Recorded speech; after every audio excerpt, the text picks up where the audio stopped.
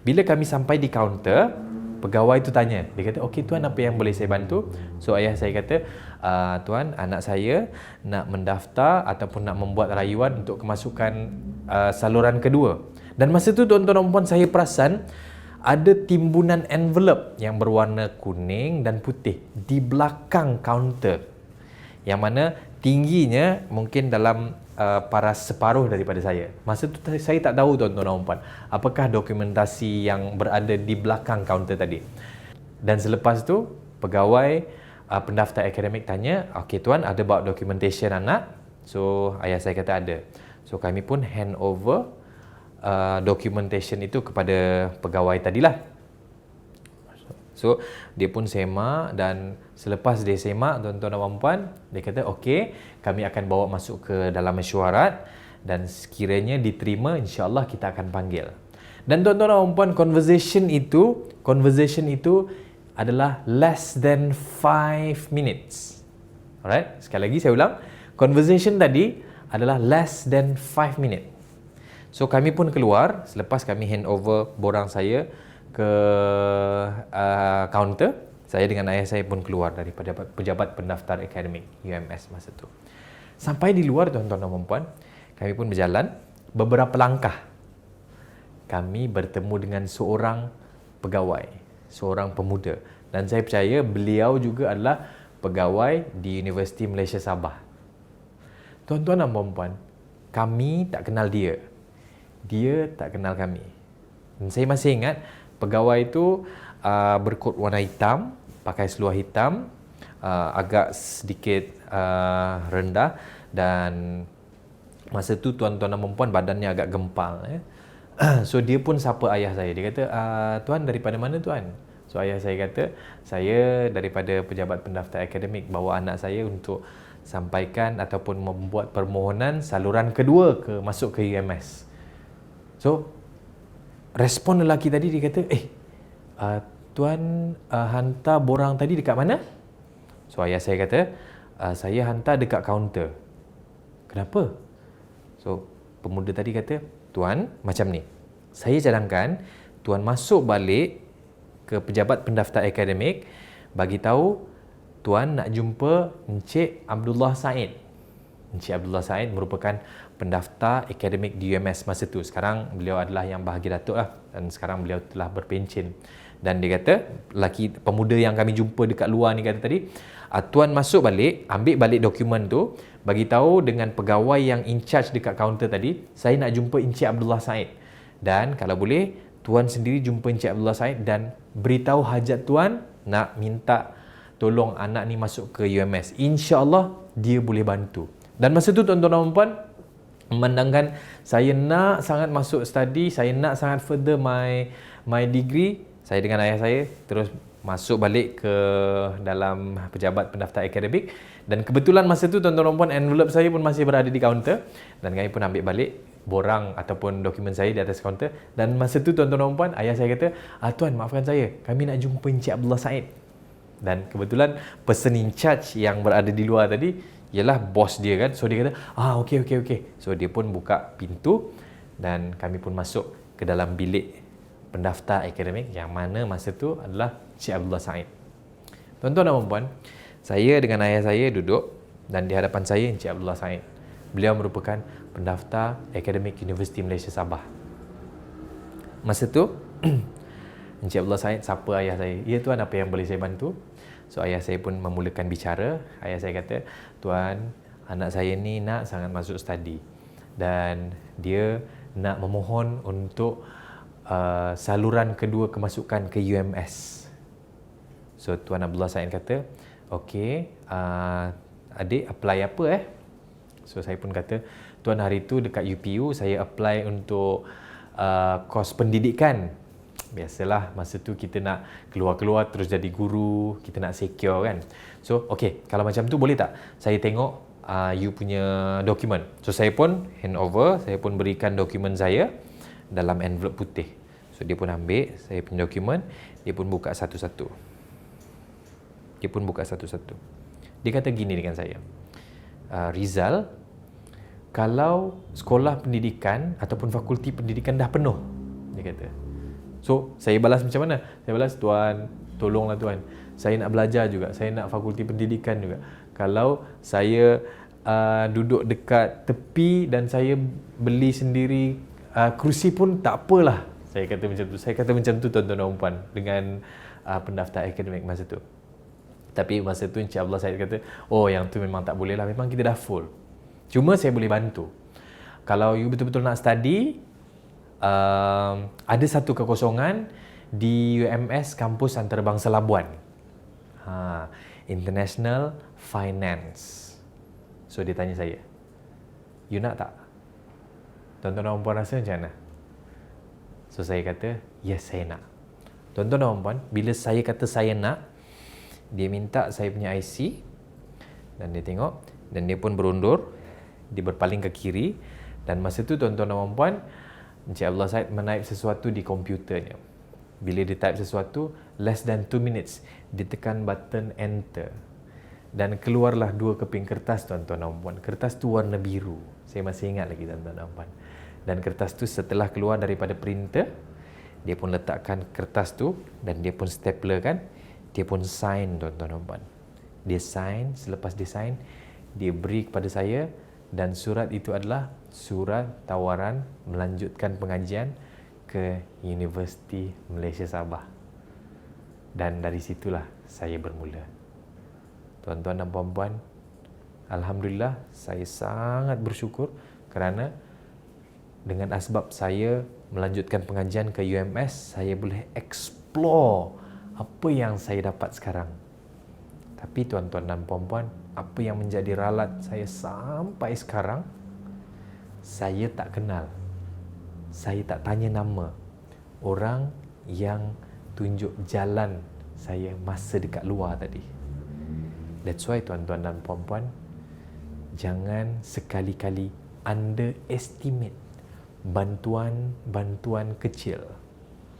Sebab mungkin dengan bantuan-bantuan kecil akan menjadi sebesar-besar pencapaian buat seseorang itu 5 ataupun 10 tahun akan datang. Tuan-tuan dan puan dapat sesuatu dalam cerita ni? Soalan saya, apakah mesej yang saya nak sampaikan? Yes, betul. Jangan underestimate bantuan-bantuan kecil. Sebab mungkin dengan bantuan-bantuan kecil itu akan menjadi sebesar-besar pencapaian seseorang itu setahun ataupun 5 tahun ataupun 10 tahun akan datang. Tuan-tuan dan puan cuba bayangkan, saya kata, tuan-tuan dan puan bantulah orang biarpun dengan sekecil-kecil bantuan. Mana tahu dengan sekecil-kecil bantuan boleh membuatkan seseorang itu ataupun membuatkan asbab seseorang itu mendapat sebesar-besar pencapaian.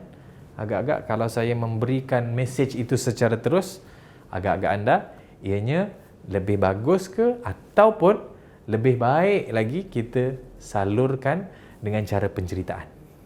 Yes, dengan cara penceritaan akan lebih berkesan, betul? Okey, tuan-tuan dan puan, anda dapat sesuatu daripada cerita tadi? Okey, last part dalam DVD ni saya nak share dengan tuan-tuan dan puan apakah step-step untuk membina cerita yang berpengaruh. Alright. Dan step-step ini ataupun teknik ini kita namakan sebagai teknik 3P. Ada berapa P? Ada 3P. Tuan-tuan dan puan, P yang pertama adalah pengajaran ataupun moral of the story. Dalam cerita, untuk membina satu-satu cerita, first kali kita mesti fikirkan, step yang pertama adalah apakah moral of the story yang kita nak sampaikan. Alright? Bukan apa cerita yang kita nak share, tak. So itu adalah step yang pertama. Step yang pertama adalah pengajaran. Kita cari moral of the story dulu. Alright? Dapat? Okey. Yang kedua adalah selepas kita dah tahu apakah moral of the story ataupun selepas kita tahu apakah pengajaran, barulah kita cari sama ada cerita yang kita nak share tu merupakan pengalaman. Alright, pengalaman kita ataupun orang lain. Alright. Step yang kedua, baru kita cari based on pengalaman kita ataupun pengalaman orang lain. Dan step yang terakhir dalam 3P ini tuan-tuan dan puan adalah penceritaan ataupun dalam bahasa mudahnya storyboard. Okay, so ini adalah step dalam membina powerful storytelling. Ada 3P. Yang pertama adalah pengajaran. Kita perlu cari moral of the story dulu. Dan yang kedua, kita perlu cari berdasarkan pengajaran-pengajaran ni kita cari. Pernah tak kita mengalami situasi tersebut? Ataupun sekiranya kita tidak pernah mengalami situasi tersebut, ada tak cerita ataupun pengalaman-pengalaman orang lain yang kita boleh bawa masuk dalam cerita kita untuk menyampaikan pengajaran yang kita cuba nak sampaikan kepada audiens. Dan last sekali, storyboard. Tuan-tuan dan puan, apa yang cuba saya nak sampaikan, apakah pengajaran yang saya nak sampaikan dalam cerita saya enroll di Universiti Malaysia Sabah? First kali saya cuba cerita, saya just nak share, jangan underestimate bantuan-bantuan kecil. Contohnya, aku beli RM1 je ataupun aku bayar RM1 je. So, never underestimate bantuan-bantuan kecil. So, itu adalah moral of the story yang saya nak sampaikan. Dan selepas saya dah identify moral of the story itu, saya cuba mencari pengalaman. Sama ada pengalaman saya ataupun orang lain. Dan Alhamdulillah kebetulan saya mempunyai pengalaman untuk saya relate dengan moral of the story yang saya pilih tadi. Dan last sekali, saya aturkan, susunkan storyboard saya. Contoh, first kali saya kata, saya grad daripada UMS. Setuju? Ini storyboard yang pertama. Storyboard yang kedua, tuan-tuan dan puan, saya explore saya punya skills ataupun potensi di Universiti Malaysia Sabah. Dan step yang ketiga, sebelum saya melanjutkan pengajian di UMS, saya belajar di UiTM dan kemudian saya bekerja sebagai kerani akaun di salah sebuah syarikat di Kota Kinabalu. Dan selepas tu saya berhenti sebab saya nak melanjutkan pengajian ke peringkat bachelor degree. Tapi malangnya saya punya permohonan UPU ditolak. So, UPU ditolak. So, ini adalah yang kita namakan sebagai storyboard. Pentingnya storyboard, tuan-tuan dan puan, supaya orang boleh follow apa jalan cerita yang kita nak sampaikan. Dan yang paling penting dalam penceritaan ini ataupun storyboard ini, dia mestilah logik. Apa dia? Logik. Sekiranya storyboard itu tidak logik, kemungkinan besar cerita kita tidak dapat sampai kepada audiens. Alright, tuan-tuan dan puan, sekali lagi ada 3P ataupun ada 3 step dalam teknik membina powerful storytelling. Yang pertama, kita mesti pilih pengajaran dulu, moral of the story dulu. Dan yang kedua, baru kita pilih pengalaman, sama ada pengalaman kita ataupun pengalaman orang lain yang boleh relate dengan moral of the story yang kita nak sampaikan. Dan last sekali, baru kita buat bina storyboard.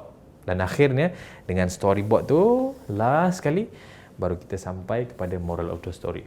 Dan tuan-tuan dan puan, dalam DVD ini saya telah berkongsi dengan tuan-tuan dan puan apakah kepentingan cerita, kenapa kita suka cerita, kenapa manusia suka bercerita, apakah 5 objektif dalam penceritaan. Saya boleh recap. Yang pertama, untuk sampaikan pengajaran. Yang kedua, untuk memberi arahan. Yang ketiga, untuk menjual. Yang keempat, untuk memberi amaran. Dan yang kelima, untuk menghibur.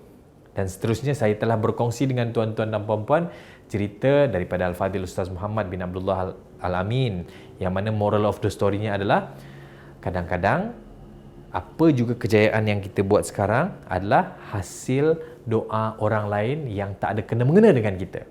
Dan seterusnya, saya share dengan tuan-tuan dan puan-puan satu cerita tentang tentera A dan tentera B, yang mana akhirnya dia nak memberi arahan supaya kita untuk menyediakan pen dan kertas sekiranya kita berhadapan dengan student.